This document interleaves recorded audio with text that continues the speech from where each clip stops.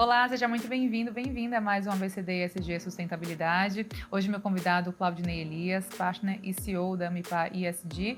A gente vai falar, sobre essa temática tão importante, de forma tão abrangente também. Seja muito bem-vindo, Claudinei. Um prazer, obrigado. O que é a empresa no mercado, principalmente quando a gente fala dessas métricas ESG? Bom, a Ambipar ESG acabou de ser concebida, isso que é algo super relevante, né? A soma de quatro companhias, né? A Verdigai, a Ambito, a Certification e a Bravo GRC, e que traz uma dinâmica completamente diferente para o mercado, né? Voltando para as questões de governança, riscos e tecnologia. Nós somos parte do grupo Ambipar Group, né? Uma empresa de capital aberto na B3, também uma empresa de capital aberto na NYSE, e que é líder em gestão ambiental mundial. Então, só por isso já temos uma particularidade de sermos uma empresa, um negócio ESG, né? Agora trazendo todas as dinâmicas de uma forma muito estruturada sobre a perspectiva, especialmente da questão da governança e de riscos e tecnologia para o mundo de ESG. Isso suporta totalmente todas as iniciativas de indicadores, né? Os indicadores são apenas isso, indicadores. A grande questão é de como que isso é definido nas organizações, qual é a estratégia que é estabelecida e como que isso é desdobrado para as várias áreas de negócio das organizações, independente do tamanho dela. E a gente entra nessa dinâmica de ajudar as empresas a alcançar esses resultados. Ah, que bacana. Não, é porque esse alinhamento é imprescindível cada vez mais. Quem não se enquadra fica de fora de alguma maneira, e não só pelo enquadramento, mas também pela raiz mesmo, do que o ESG traz como representatividade, no sentido de preocupação realmente, desenvolvimento de produto e de serviços que tenham essas métricas bem alinhadas. Quando você fala desse risco e dessa tecnologia também inserida, quais são os pormenores, os detalhes que a gente pode se atentar, Claudinei? Uma ótima pergunta. A questão da temática da gestão de riscos ou do riscos do ponto de vista hoje de ESG é extremamente relevante, né? Basta ver que uma das grandes óticas e dos grandes assuntos atuais é a questão de riscos climáticos, né? Questão de riscos sociais ou problemas relacionados ou riscos relacionados à governança. Então, a temática risco ela é muito relevante até para você estabelecer quais são as exposições que essas organizações têm e definir melhor as estratégias de mitigação desses impactos que podem muitas vezes ser negativos. Por outro lado, quando a gente fala da gestão de riscos, a gente vai trazer também uma ótica de oportunidade. Então, o ESG é uma grande força motriz para o mundo hoje do ponto de vista de inovação, ou seja, não é só problema, a gente tem grandes oportunidades, grandes possibilidades de novos produtos, novos serviços, novos processos, né, novos resultados para as organizações. Então, a temática risco é relevante. Quando você fala de tecnologia, a tecnologia tem uma conexão extremamente forte. E a tecnologia aqui, desmistificando, muita gente pensa na tecnologia como software, mas não é só software. Né? A gente fala de tecnologia, todo o desenvolvimento de produtos, serviços, processos inovadores, outros tipos de processos, são novas técnicas que a gente pode observar.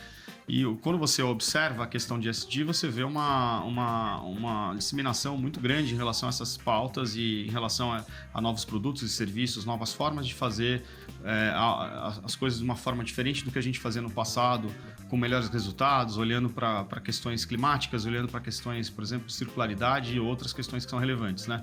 E falando agora da tecnologia como software e como tecnologia da informação, é fundamental, é quase inimaginável a gente pensar que é possível a gente tratar de todos esses assuntos sem o uso intensivo da tecnologia, e aí entra também a questão da inteligência artificial, que vai contribuir para uma mudança, com um auxílio de empoderamento do humano para resolver grandes questões, grandes problemas que a gente pode explorar um pouco mais nas suas perguntas, em resposta às suas próximas perguntas. Então, já estou curiosa para saber justamente sobre essa questão de inteligência artificial, automação. Como é que a gente olha para isso na prática em se tratando de ESG? Bom, dependendo do nível de exposição que as organizações têm, aí você pode estabelecer vários níveis de organizações diferentes, né? Então, falando das empresas que têm uma estrutura um pouco maior, indústrias, por exemplo, como um exemplo para essa sua pergunta, a gente tem várias formas de fazer isso. Então, vai desde você implementar inteligência, o IoT, por exemplo, né? A inteligência dos dispositivos, que vão trazer informações e dados para que, eventualmente, você cuide melhor dos seus equipamentos, ou que você tenha inputs e depois outputs, né? Inputs, ou seja, entradas de informação e para tomada de decisão em relação ao seu sistema produtivo. Isso é uma possibilidade de você usar a tecnologia, né? Você tem as questões climáticas, uma vez que você consegue absorver várias informações e dados ali, você transforma, no final das contas, os dados entram, você consegue transformar aquilo num processo de tomada de decisão, por exemplo, para produção, ou seja, eu devo produzir ou comprar de uma região ou outra, eu devo colocar esse produto no mercado, ou seja, é uma possibilidade. Outra possibilidade é eu estruturar uma cadeia logística. Então, assim, as utilizações que você vai poder fazer para o negócio usando tecnologia de grande porte é enorme. E mesmo para as empresas menores, e desmistificar que ESG não é para apenas as grandes empresas, a gente fala de utilização para qualquer tipo de empresa, né? Afinal de contas, se você não tiver uma prática sustentável boa para sua organização, independente do seu tamanho, você sequer vai conseguir estar no mercado, sequer você vai conseguir fornecer para as grandes empresas. Portanto, até para as pequenas empresas vai ser extremamente importante, né? Uma vez que você tem essas dinâmicas, você consegue também usar mecanismos que são mecanismos disponíveis de tecnologia de mercado para as pequenas empresas tomarem decisões interessantes e relevantes para o seu próprio negócio. E até para mapeamento mesmo, né? Do que está sendo feito, do que precisa ser feito, para você ter esse controle. Existem ferramentas também que ajudam, que auxiliam nesse sentido? Porque, por exemplo, a gente olha para o ESG muitas vezes com correspondência na bolsa já, questão de crédito de carbono, enfim, a gente olha para um outro ângulo nesse sentido. Falando de empresas e de gestão empresarial nesse sentido ESG, tem ferramentas que já auxiliam no visualizar da coisa, de tipo, o que é que a gente fez, o que é que a gente pode fazer? Tem alguma coisa que a gente pode olhar nesse sentido? Existe uma proliferação de tecnologias para essas finalidades, né? Vai desde uma tecnologia para a captura de informação sobre como é que está o status daquela organização, por exemplo, na geração de carbono, até para estratégias de redução, né? Vai, por exemplo, na gestão da sua cadeia de produção, onde você vai entender qual a sua geração de resíduos e o que você está fazendo com aqueles resíduos, se você está tendo um processo inteligente ou não de circularidade, né? Mas também a gente tem várias novas tecnologias que estão nesse momento, sendo criadas e que algumas delas já disponíveis para fazer a validação se as empresas estão fazendo uma declaração real, porque no final das contas as empresas elas declaram, né, elas reportam, elas dizem que estão fazendo e não necessariamente elas estão fazendo. Então, sim, existem empresas específicas em validar se aquilo que ela está dizendo é verdade, para evitar os vários tipos de washing, seja o greenwashing, blue washing, pink washing, qualquer outro washing, ou seja, no conceito de você dizer que você está fazendo alguma coisa e no final das contas você não está fazendo aquilo e está usando aquilo para um fim comercial, marketing ou para melhorar sua reputação e no final das contas não há nada real. Isso é o que a gente chama de washing e é greenwashing porque está muito ligado à temática verde e aí os outros washings também são relevantes como a questão de diversidade, às vezes você não tem diversidade, né? E por aí vai. Não, olhando para as diferenças regionais do Brasil, é muito latente a gente ver que de uma região lida de uma maneira, principalmente com esses washings que você explicou agora pra gente, ou outra mais. Como é que olhamos para o mapa do Brasil nesse sentido, na sua opinião? O mapa do Brasil, eu acho que as diversas regiões no Brasil, elas têm características muito diferentes, né? Acho que a gente tem um grande benefício, uma grande vantagem no Brasil de falar um único idioma. Já é uma grande vantagem. Ainda bem, né? Ainda bem, né? Que senão ia ser difícil.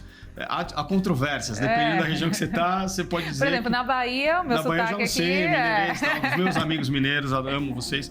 Mas, enfim, brincadeiras à parte, eu acho que, assim, cada região tem sua dinâmica, né? Então, tem regiões que são muito mais importantes do ponto de vista industrial, tem regiões que são mais importantes para a agroindústria, tem regiões que são muito relevantes para a questão do transporte marítimo e tudo mais, tem regiões que são importantes, como é o caso da Amazônia, muito importante para essa questão da manutenção do clima, do ecossistema, da questão da floresta em pé, etc. Então, Cada região no Brasil, que é um país absolutamente continental, vai ter uma tratativa em relação à temática ESG, e é muito importante que essas regiões olhem também para a própria região, especialmente quando se trata do S do ESG, ou seja, existem questões sociais que são referentes àquela região e que precisam ser tratadas de uma forma bastante inteligente, profunda, olhando todos os participantes ali, né, as várias partes interessadas daquela região. E que eu tive num evento semana passada com a CEMIG em Minas,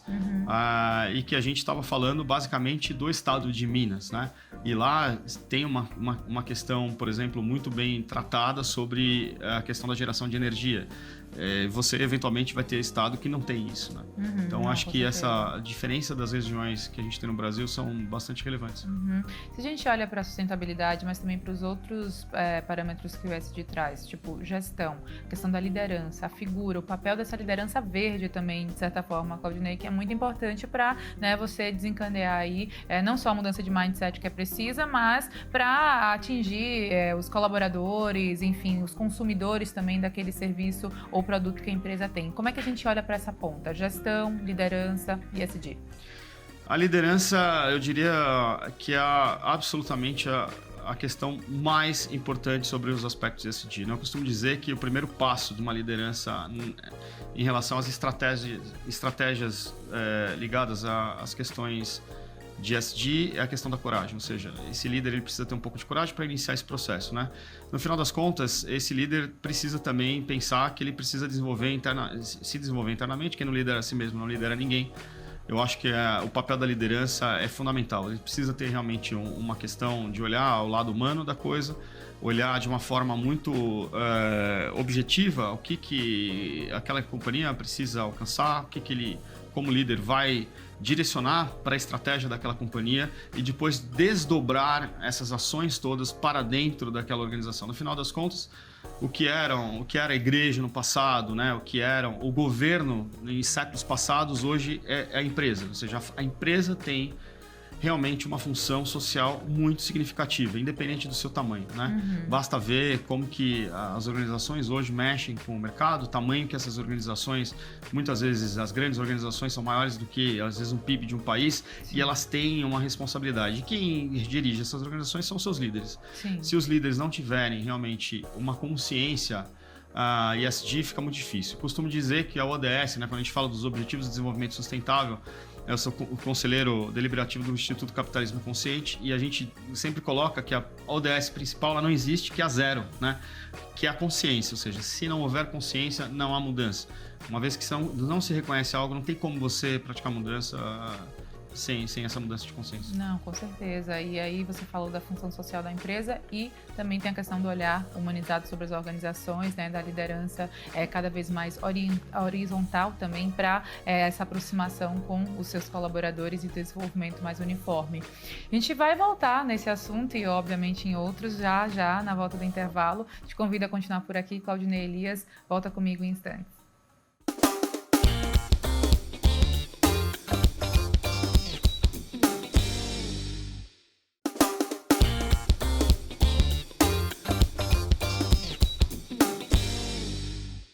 Estamos de volta, Claudinei Elias, que segue por aqui comigo. Olha, no bloco anterior, algumas questões que você falou que me chamou a atenção com relação à consciência, a necessidade dela, né? O olhar humanizado também sobre as organizações e ainda desse ambiente, desse ecossistema que é muito importante, né, para a sobrevivência de toda e qualquer organização, que são os pilares, desde o líder até os colaboradores e também gente de gestão, o RH. Como é que a gente olha para os colaboradores ou para essa questão mesmo de gente, gestão social envolvendo essas dinâmicas de sustentabilidade e ESG, Claudinei? Não, perfeito. Acho que é uma excelente pergunta. No final das contas, para dentro das organizações, sejam elas organizações de governo, ou sejam organizações sociais, ou sejam organizações do mercado aberto, ou seja, as empresas em geral, é importante que essa dinâmica e essa temática ela seja levada para as pessoas que trabalham nas organizações e que haja um envolvimento nessas questões dentro dessas organizações. Ou seja, se você não influencia e se você não leva essa temática para dentro da organização com as pessoas que lá trabalham, muito difícil você criar impactos sociais. Claro, a empresa pode ter uma estratégia, olha, vou agora produzir de uma forma diferente, né? Agora eu vou fazer tal coisa diferente. Tudo bem, mas no final das contas, aquelas pessoas precisam ser ensinadas, ou seja, vou dar um exemplo de economia, né? Quando a gente fala de economia, e a gente fala de uma economia que a gente estudou agora nesses últimos anos, nas décadas passadas, a gente fala de questões finitas, ou seja, você vai lá, produz e fica no meio ambiente, né? E a coisa não funciona. A partir do momento que eu tomo uma decisão de começar a produzir com circularidade, o sistema produtivo muda, né? A cabeça das pessoas também precisa mudar. Então, se você não fizer um processo de mudança, né, desdobramento disso para dentro da organização, você não vai conseguir alcançar grandes resultados. Quando você quer, por exemplo, falar do S, né? Como é que você vai ter grandes impactos sociais se você não impacta as próprias pessoas que estão trabalhando lá dentro? Será que você está olhando com cuidado para aquelas pessoas? Você está tendo um olhar humanizado, entendendo, né? Por exemplo, como é que está distribuída a questão da diversidade, mas muito mais do que isso, como é que está distribuída a questão das competências, né? Como é que aquelas pessoas estão nas suas casas, né? Como é que está a questão de desenvolvimento delas mesmo? E depois, como é que essas pessoas estão inseridas nos projetos que eventualmente a gente pode ter, por exemplo, com as comunidades ou com o entorno da organização. Uma vez que a gente faz isso, aí você começa a realmente ter uma organização muito mais preparada porque essas pessoas estão envolvidas. E no final das contas, quando a gente faz isso, o que a gente está fazendo? A gente está usando o G da governança. Então, eu estruturo a governança para ser um grande articulador dessas iniciativas, né? Para entender o que está sendo alcançado, que aí entra naquela pergunta inicial, na questão das métricas, dos indicadores e tudo mais, que são direcionadores se a gente está indo bem, se a gente está indo mal, o que a gente deve ou não fazer, entendeu? Até porque quem compõe essas empresas são cada vez mais públicos diversos. A gente fala de diversidade geracional, principalmente quando olhamos para os jovens que estão conectados com essa causa, né? Sustentabilidade, futuro, que já se faz presente. Então, como gerações conversam dentro do mesmo ambiente, como a cultura do consumo também mudou, porque as pessoas se preocupam hoje em a empresa limpa, a empresa ela realmente trabalha ou desenvolve seus produtos com aquilo que é compatível com o que eu busco, e se não for, você acaba não comprando. Então, realmente, essa dinâmica muda muito, é retroalimentada, não é? Sim, sim, sem dúvida nenhuma. Não, e a gente observa que é muito importante falar sobre isso, não só cenário brasileiro, mas também como o Brasil se comporta com relação ao mundo, e é para esse lado que eu gostaria de ir te ouvir agora. Comparação Brasil com outros países, qual a sua análise a respeito de como estamos? Existe algum espelho, algum reflexo lá de fora que a gente olha com bons olhos e traz personalizando aqui para a nossa realidade? Qual a sua análise? Eu acho que o Brasil, obviamente, ele talvez tenha, como uma economia verde, talvez o maior potencial do mundo, se não um dos maiores, né? Eu acho que a gente tem enormes oportunidades realmente para levar o país para um outro patamar. Eu acho que parte disso a gente vem trabalhando muito com as empresas agindo. Eu acho que o governo tá olhando para isso. A gente observa certos indicadores, né, certas situações que acontecem, como, por exemplo, a própria regulamentação no Brasil adotando, né, um framework global agora, o ISSB, né, sendo um dos o primeiro país a adotar esse framework, essa estrutura de reporting que tende a ser um reporte global aqui no Brasil. Você vê várias iniciativas. Obviamente, né, você vai ter países que estão mais desenvolvidos em determinadas questões, né? Os países que estão mais desenvolvidos nas questões das temáticas ESG são normalmente países que estão em Nordics, né, que a gente chama, né? Então, Suécia, Suíça, Dinamarca, essas regiões do mundo, de algum grau maior, elas estão... Holanda, são países que estão há mais tempo fazendo isso, né? Eles têm realmente um grande desenvolvimento, né? À toa que o GRI foi fundado lá. São questões que a gente observa. E a gente vê grandes países, né, países de primeiro mundo, também tendo grandes dificuldades, né? Grandes poderes, grandes responsabilidades, já dizia o tio Ben, né? Do Homem-Aranha. Então, assim, a gente observa que esses países também têm grandes iniciativas, vê a questão dos Estados Unidos e tudo mais, mas você vê grandes disputas, questões políticas ainda muito pesadas, e no mundo, de forma geral, há um nível de politização muito significativo em relação à temática ESG. E aí é onde a gente enfrenta grandes problemas. No final das contas, tudo começou ali na indústria financeira, querendo verificar se as empresas estão com a dinâmica ali, com a temática bem implementada e tudo mais. Isso transcendeu, né? Hoje é muito mais do que...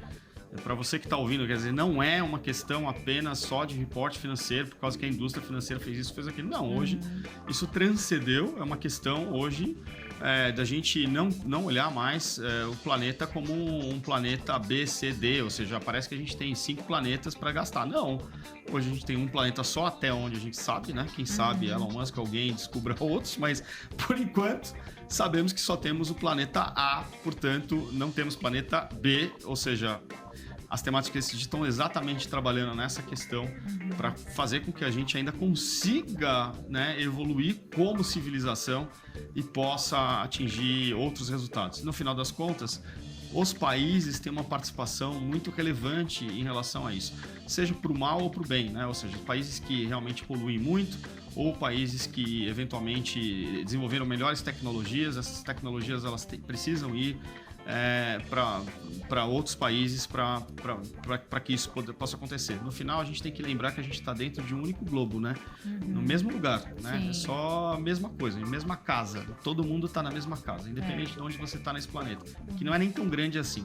Pois é, né? A gente precisa realmente diminuir cada vez mais o achar que as diferenças existem e que afastam e que diminuem ou, né, diferenciam mesmo. Não, a gente realmente pensamento uno, que eu acho que vai realmente levar a uma crescente aí, uma prosperidade.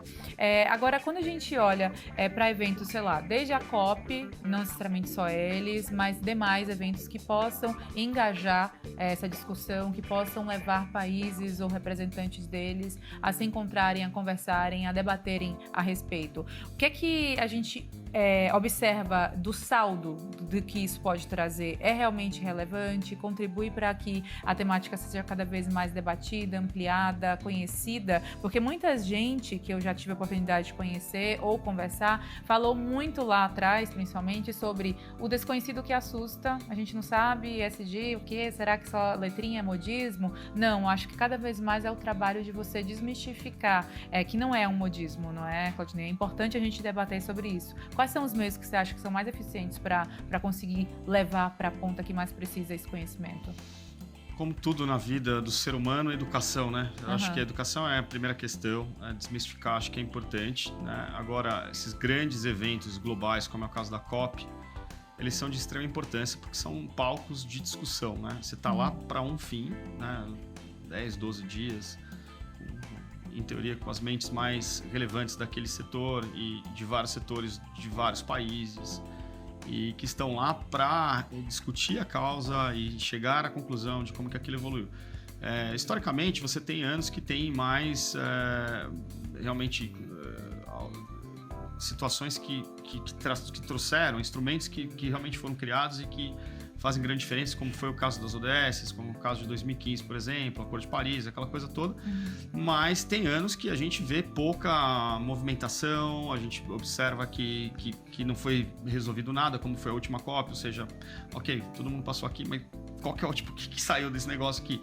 Né? Então há uma expectativa muito significativa esse ano para a COP28 de que grandes decisões possam ser tomadas, de que, ou pelo menos práticas novas sejam realizadas.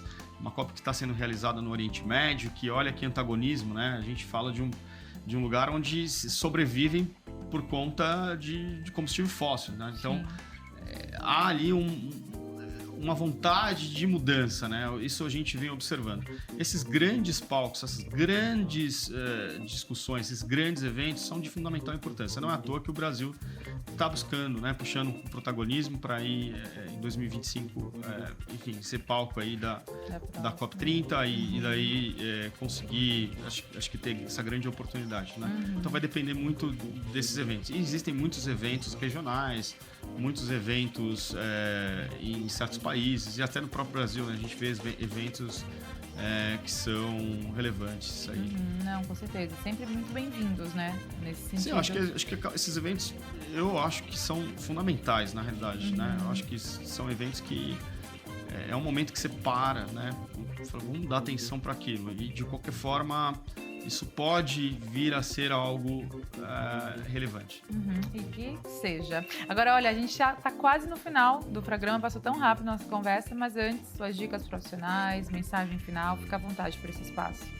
Bom, eu acho que a dica profissional é você que é profissional, independente da área que você tiver, que você olhe com muito carinho, muito cuidado, né? Acho que a gente tem questões muito relevantes aí em todas as profissões ligadas às temáticas ESG, então é importante que você estude, entenda como a sua comunidade está, entenda como a sua empresa está olhando para isso, tente se envolver, né? Porque também, às vezes, as empresas têm grandes programas, existem empresas que têm realmente programas absolutamente fantásticos, né? E às vezes a gente presta... a gente tem mais de 4 mil clientes, né? A gente tem clientes muito grandes, clientes médios e tal.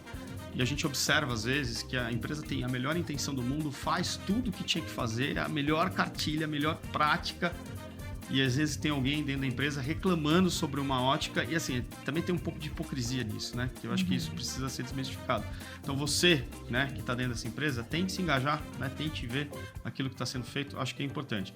E a outra questão que eu vejo também é observe a conexão entre as questões, especialmente de inteligência artificial, né? O mundo não será mais o mesmo, já não é mais o mesmo que era alguns anos atrás, não é mais o mesmo que era o ano passado, né? Basta ver o OpenAI e tudo isso que está acontecendo, e certamente em 5 anos a gente vai ter uma mudança absolutamente gigante, né? E isso vai impactar muito a forma de trabalho, a forma como a gente enxerga o mundo e tudo mais. Eu acho que você, que é um profissional, precisa olhar para isso também.